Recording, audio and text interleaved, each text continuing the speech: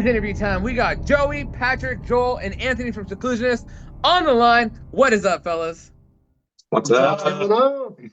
Cool. I got you guys' audio all great, dude. Super excited.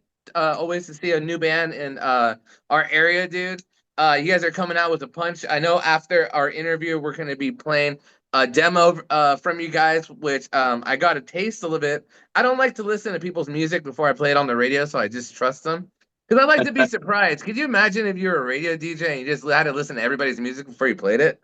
There's no surprise. Right. You know what I mean? No, but dude, super excited to have you guys on. Is this the whole band? Are we missing somebody? One guitarist. Yeah, we're missing our second guitar right now. He had to leave. What's his name? Brad. Brett? Brad, B-R-A-D. Okay, cool. I just want to make sure I give Brad his shout out too, and Yeah. Brad Give from him his Seclusionist. flowers. I'm sure he's listening. So. Yeah. Brad. Should be listening right now. We got to get all the boys in there, dude. But Yeah. dude, let me since this is a whole new interview, first interview, whole new fresh band. So tell me, I'll let whoever decides to take this topic on. Who was the first person to either put an ad out or reach out to a friend or wanted to restart a project? What happened with this whole origin of trying to get all these homies together? Yeah, so that was actually me. Basically, I had played guitar since I was probably 14, 15. Always wanted to be in a band, but it just never really landed. Had a really hard time trying to find members. I ended up going on hiatus for about 5 years. I hurt my hand and I wasn't able to play lead the way I wanted to. Kind of disheartening, so I fell out of music for a while. Went to a Kublai Khan show, got my knee kicked in sideways, had to have an ACL and meniscus surgery. Oh, Yeah, man, it was wild. As soon as I came out of surgery, the first thing I wanted to do, for some reason, after being on hiatus for about 5 years, just wanted to play my guitar. So started recording, taught myself how to record some stuff. And I just kind of had this intent. I was like, man, if I can get something tangible, maybe I can find some members.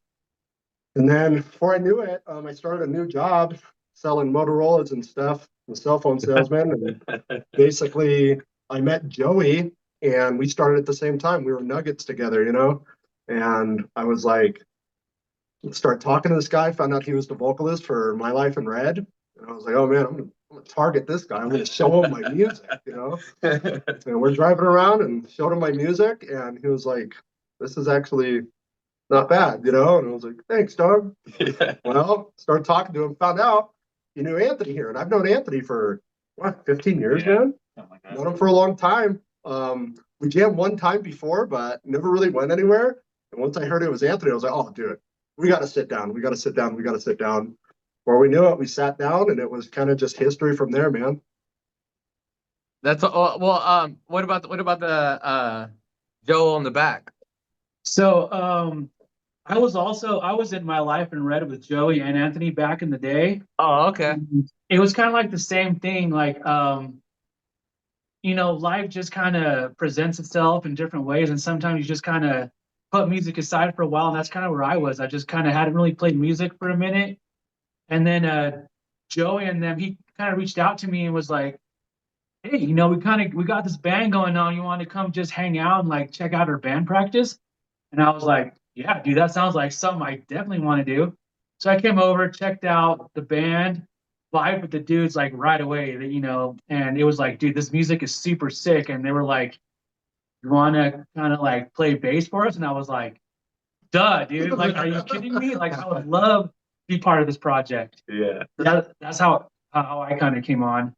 Yeah, we tried out 4 bassists, and it was just a lot of timing issues and stuff. We're not the most complex band in the world, but everything is timing related. It's got to be tight, and nobody could do it. And he used to be our rhythm guitarist, so we knew he'd be able to do breakdowns and stuff like that the way we did them in riffing. And so he jumped on bass and just, he took off, man. He made it sound so much better. So Yeah. everything kind of like landed organically. It was really, the whole thing's been strange, man. Every step of this has been weirdly perfect timing.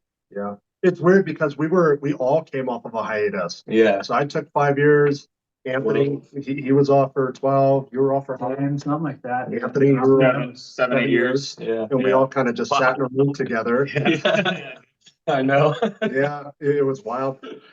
But I mean, it was No. like I knew that eventually something like this needed to happen. Like I knew that it needed, it was getting close to time where, music has to start happening again.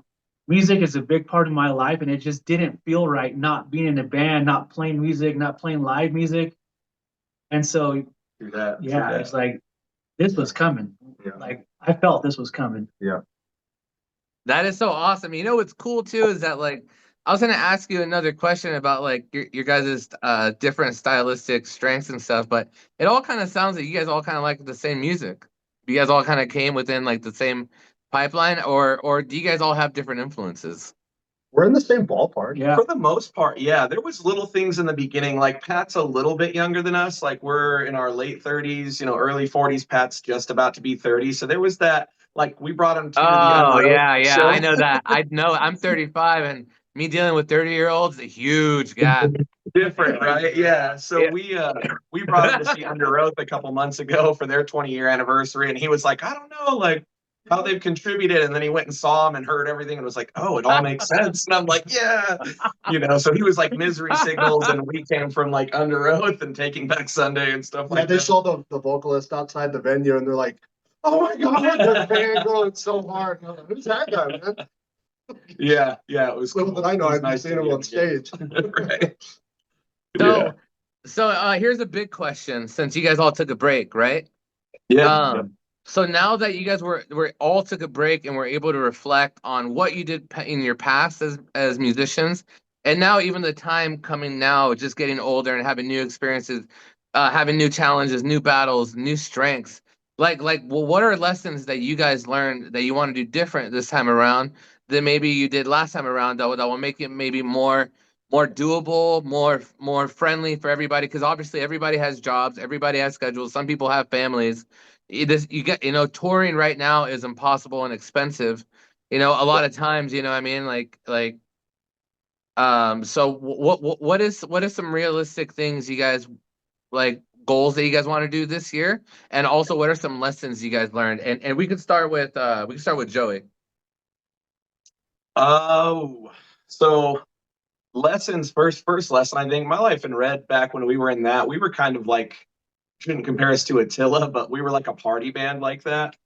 We played with them a lot, Born of Osiris, stuff like that, but we partied a lot and we had a good time. But towards the end, it got to that point where it was hard to get places on time and be ready the way that we were for years before that. So now I think we all still like to do our thing occasionally, but we've all grown to the point where it's like we don't smoke or do anything like that before practice. We get our practice out of the way and then we kind of hang out and vibe and do our thing.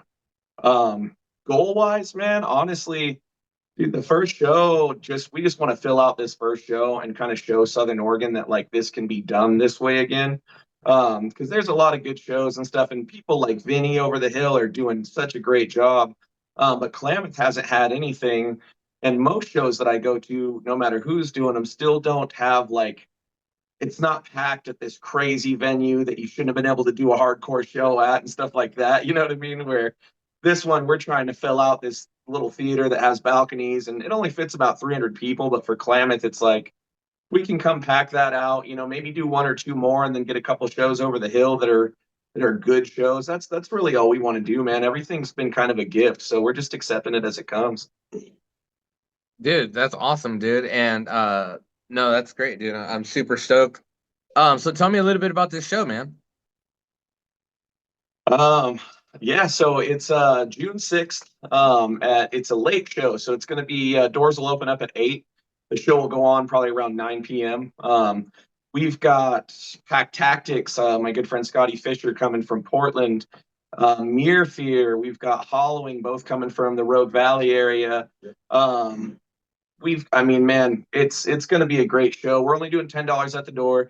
It is a 21 and up because of the venue that we're at. We're kind of working on seeing if we can figure out an 18 and up like section or something. But basically, man, we just wanted to put something on huge, and make it big. I do all of our graphic design and stuff right now, which is kind of like DIY lowbrow stuff. But did 3 different flyers to like appeal to different visual types, you know, because one person might get numb to one. So we made a bunch of different styles and stuff. And just coming from marketing and sales and stuff, I've tried to use that to try to kind of help build us into the juggernaut kind of thing. You know what I mean? Trying to build it into like a scene that you want to see. So we worked really hard on all the designs, from everything from the tickets to the flyers and everything else. And we're just trying to get everybody around to come out. We got people coming from Portland, from Vegas, from all over, just for this local band show. So Yeah. we're just coming correct. I mean, we've been playing for almost a year now together. By the time the show hits, it'll be closer to 18 months. And we didn't tell anybody about anything until like 2 months ago. And we're just trying to do it right. We want to do it the way that we would have done it a long time ago, and give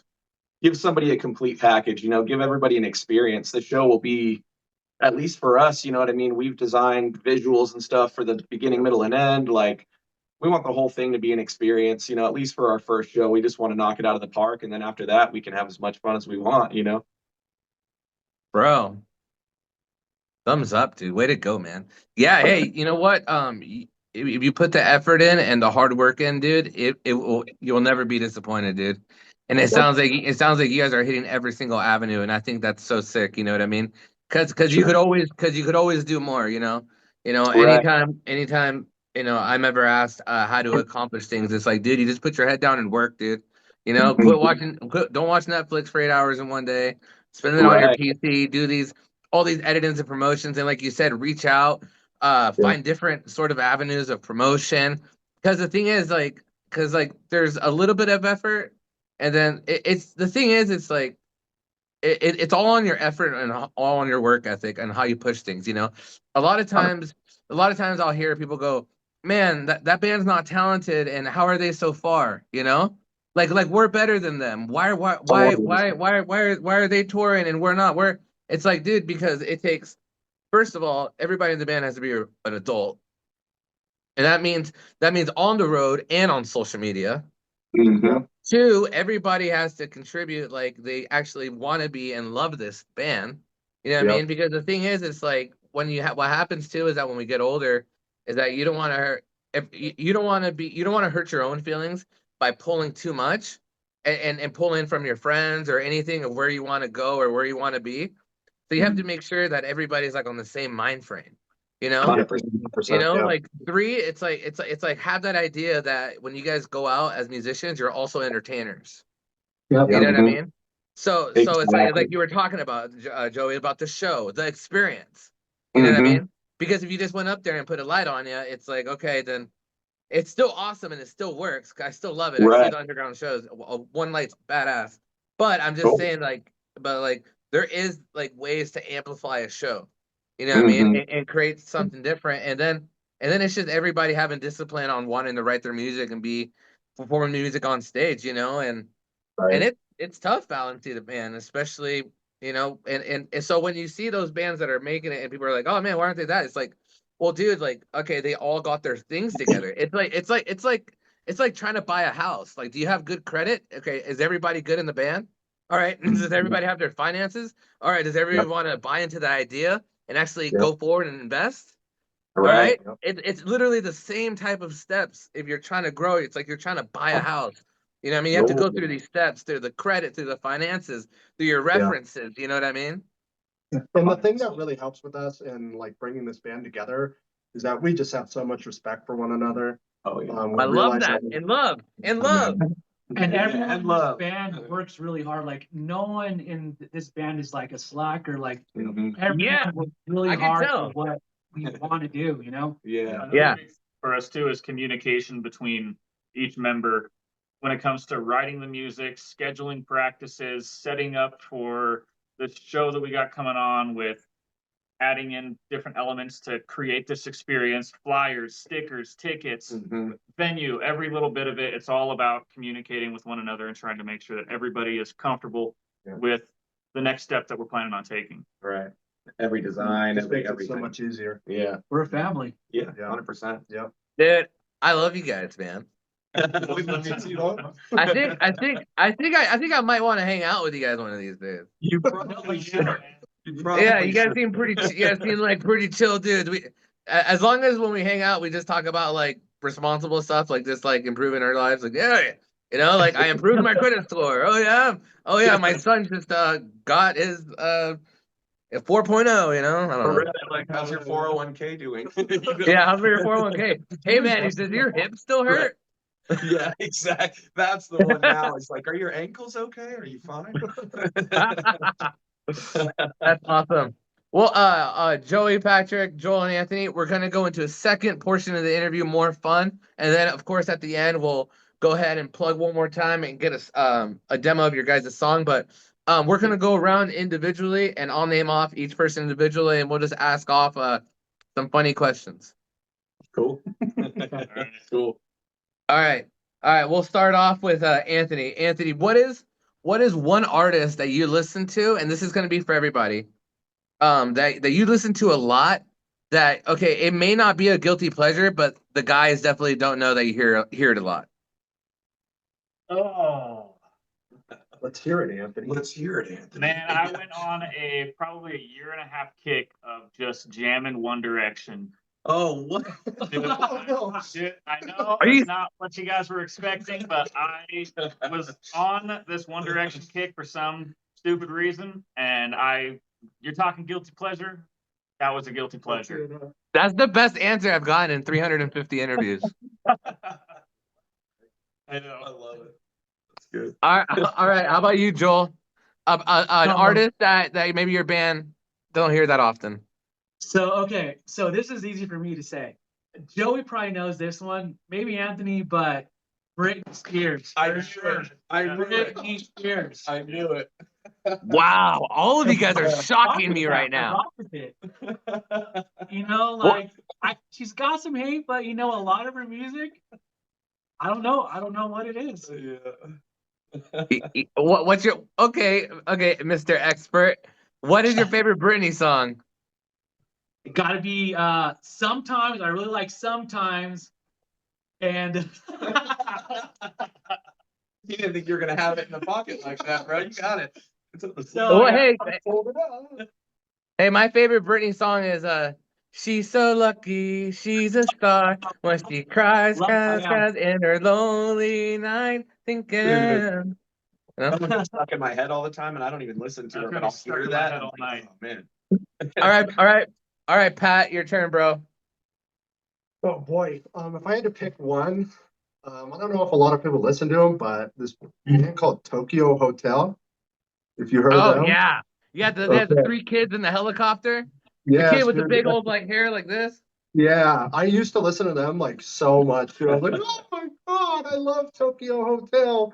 That was my Dude, guilty pleasure. Hey, you're the first person I've ever heard in my entire life who was a fan. In my whole experience in life, I haven't had one friend. Yeah, Nice. I believe I've The had- first fan. first and only. Your Dude. first and only. Nice. All right. Last but not least, Joey. What's that guilty man. pleasure, man? I know you got a good one, man, with that big old beard and the lumberjack voice. You know, hey brother. Hey, brother. Go ahead. So my I'm like the king of guilty pleasures, bro. I love all the emo stuff. So like I love Pierce the Veil. Like I love them. I have a Pierce the Veil tattoo. And then I listen to a lot of like hyper pop, like Eden and Break-Ins and those guys that like are just really sad and sing sad stuff all the time. I like good singers, man. It's something like any R&B or like sad boy, electronic, lo-fi stuff. I listen to all that if I'm not listening to metal. Dude, I feel you, bro. Dude, all day at work, because I do metal like literally 24/7, dude. And yeah, for me, I'm the same way, dude. It's all guilty pleasures. Like I'll cry like 3 times in a day, dude. I'll be singing like Monsters by James Blunt. Just be tearing up and sobbing. Just Dude, that one gets me every time. oh, That's dude, crazy. yeah, and I'll see, and I got tickets to Ian Tongi, the kid who sang it. Yeah, I'm gonna cry when I go watch him live No too, man. way. Yeah, but no, I'm a big softie. Dude, I'm a romance. Dude, I love songs, dude. You know what I mean? Same. Oh yeah, dude. And I work in an office, and I'll just be like ballerina dancing through my office, dude. I'll be singing Sia, and I'll try to hit every note, and I can't because obviously I'm not Sia. Right.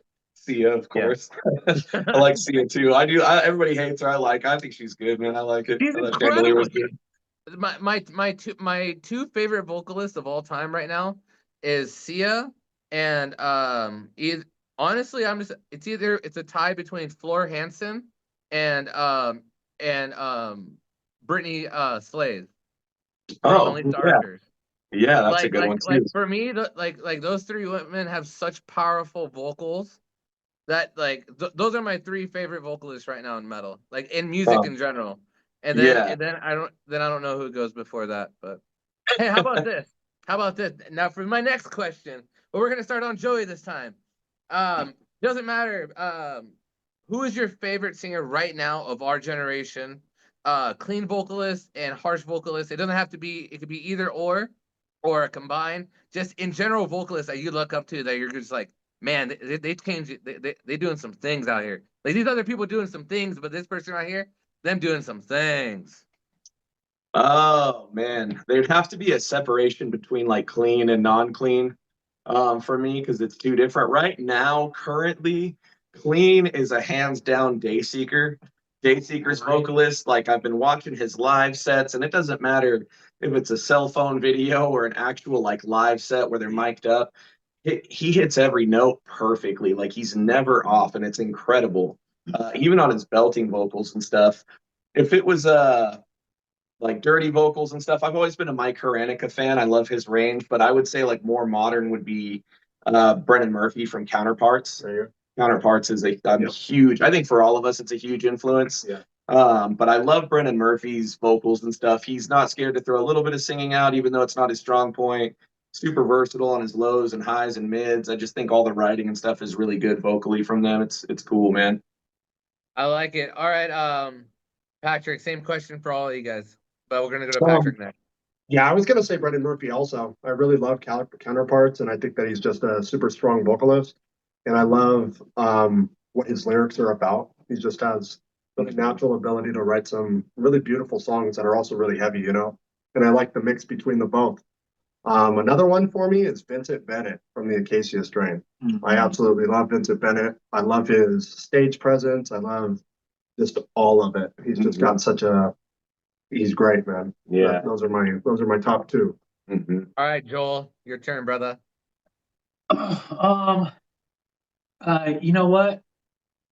I'm not trying to bite these guys' style, but dude, Counterparts. We're just big Counterpart fans. Yeah, that new You know EP what? just I've got never us. heard Counterparts, and now after work, I'm gonna go listen to Counterparts. Yeah. We're gonna go see him in March up in Portland, and we're pumped, man. They just secret dropped an EP, didn't do anything, and then just dropped it with videos and everything, and it's one of the gnarliest, like best sounding EPs I've heard from a band. And so, his voice is just amazing, and it just I don't know, it just hits so well and just sounds so modern. It sounds like what you would want to hear like right now. That's what it sounds like, and it just hits home. And incredible. You guys are talking about Counterparts the way I talk about Matt Sanders from Avenged Sevenfold. Yeah, love him. Yeah, I love that though, because now I want to go listen to that. All right, Anthony, a question for you, brother. I've always been an Emery fan. I gotta say, Devin from Emery, who usually does the harmonies, his voice. I just saw them back in Eugene 2-3 weeks ago. I gotta say, Devin from Emery is one of my favorites. Anthony from Capstan. Oh yeah, his vocals. Love his vocals. I've always liked. I can't remember the guy's name, but he played for Blindside. His vocals from singing to screaming, how he can transfer from singing vocals to screaming in just one smooth transition is beautiful. There's too many to name, but those are probably my top three. I love it, dude. I love it. All right. All right. Before I ask this question, do you guys like horror movies? Oh yes. Oh yeah. Yes. All right. Well. You're gonna need some inspiration, Anthony. So I'll go to you last. All right. All right. We'll start off with Joel this time. All right, Joel. If you could choose your death, but it had to be done by a villain in a horror movie, who would you choose to do it, and how would they do it? Oh, that's Look at all you guys thinking now. I love it. Good question. I love horror You movies. can't see the video, I'm guys, but spacing his name half right the now. band just leaned back. I'm spacing what his name is, but the main guy from The Evil Dead. Oh, Okay. Yeah. Ash. Yeah, like with the Yeah. chainsaw on his arm, just like decapitating me, just like Yeah. Oh, I love it. I love it. just like that. I love it. Good, good. All right, Patrick, you're next. No brainer. Pyramid Head from Silent Hill. Just absolutely hold me up, rip my skin off, throw me to the side. We're good. Dude, you know when that game came out, I was like, I think 10 or 11 when I was playing like the Silent Hill 2 or something. And I was like walking through the school. I was so scared, man. Oh, You know what I would do? I would turn all the lights off in my room where it was only just a screen because I was looking for that scare thing. You know? Yeah, Oh, when I dude, was a kid, the first time I ever played it, man, I was up in a dark room and my brother left me alone. And I didn't make it 30 seconds before I was like, I'm done. I'm going to wait until somebody else is in the room because it's going to get me. I love it. All right, Mr. Joey, it's your turn, brother. Oh man. Dude, I'd honestly probably have to go with like either the Hereditary or the Talk to Me, one of those scenes where I'm just possessed and I'm smashing my own head against the corner of the desk or something crazy. Like those ones get me where everybody's looking at them like, what the heck? And they're just smashing the corner of a desk on camera. It's like, I don't know, that's brutal. That or the Midsommar like Viking jump off the rocks. Oh Was gosh, also, dude. oh, That movie hurts in such a cringe way. Oh man, it's wild. It's so just like you look at it and you're just like, oh. You It's know not it's scary, it's coming more like too. Right. They got to get him with the hammer. It's like, oh But man, it's so bright and beautiful. yeah, yeah. Oh, dude, That's dude, my honestly, that movie like gave me trauma, dude. I don't even like watching it, dude. Oh, I would rather watch The Human Centipede than Midsummer any day, dude. Oh, But that's for that's another a topic statement. because now we got to talk to Anthony because it's his turn. I don't watch horror movies. If I were to go with one, I've never seen any of the movies that you guys were talking about. I'll probably something quick and fast. I like Joel's just a chainsaw to the throat. Just get Terrifier. Get just by Terrifier. Terrifier. just end me quick, man. I like it. Good answers, guys. Good answers. Let's see. Before one last question. This interview's going really good. Okay. This will be a cool, just quick, wholesome question. You know, nothing insane. We'll start off with Anthony. Anthony, in a zombie apocalypse, if you could have one weapon to destroy the zombie horde, but it can't be the nuke or the cure, what is your one weapon? No, man. I don't want you ever defending my family, Anthony, because you can't pick your weapon. I'm kidding. I've never thought about that, man. I hunt and everything, so I'd probably do some type of gun, rifle, pistol, something like that. I just go raid sportsmen and just fill my pockets with ammunition and just cross my fingers and hope it works. I love it. I love it. All right, Joey, what about you? Oh man, I've been a boxing and like MMA coach for a lot of years, so I would want some of those like power fists that guys are making now, where it's like a pneumatically controlled fist that punches way harder. So I could just run through and just start decimating all of them. You know what I mean? I want the power fist. All right, Patrick, your turn, sir. I probably weaponize my tears, man. I hope that it might scare them away, you know? No, you did not. I'd be the first to go, Omar. It's a wrap, dude. No, I probably, I don't know, lightsabers, are those real? Can I do a lightsaber? I mean, it's a Yeah. zombie apocalypse. I mean, if I run for the gun, I'm gonna run out of ammo. I'm too out of shape to like figure it out. Oh, man, this is a tough one. My tears. Yeah, let's go with that. Oh. All right, and last but not least, Joel. Don't say your tears. I'd go with the Glock, man. I'd go with the Glock because I ain't letting no zombie get close to me. Right. I'd be like, rat tat tat from far away, you know. Dude, so yeah, I'd go with the Glock. You know what, Joel? You come off as the hardest person in the band. Like you're just hard, dude. He is. Like nobody just says Glock like that, dude. You really, Right. you know. Yeah, I got a Glock, so you know. Yeah. I like it. I like it. Well, guys, it's been such a pleasure to talk to you guys. Everybody around the world who's just tuning in, we're talking to Joey, Patrick, Joel, and Anthony from Seclusionist. Before I let you go, Joey, plug your show very quick and where everybody could learn about your show and find tickets and all that.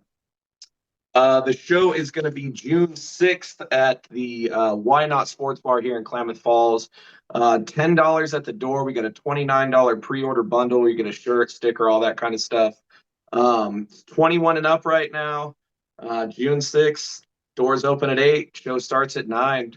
And then if I can, just thank you to everybody that's helped us out this far. Saroba, Ebenpire, I mean, Vinny, all of these guys that have been helping us So so many far. people have. It's been a community effort, man. Community outreach has been beautiful. Shout out Travis Masters, man. Yeah, Masters and Fatal Point. Like, shout out Judicial Homicide, another band that's based out of Klamath here. They really helped us early on. yeah, big community effort.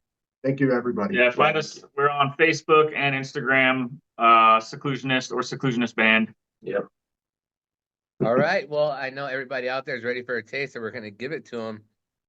This is just the taste, everybody. Just get ready to get go nasty. Yeah, no vocals, just guys, no vocals, just raw. Stay on the line with me. But everybody, thank you to Seclusionist for being on the air, and here it is, a teaser by them. So I hope you're not on the freeway. Here it is.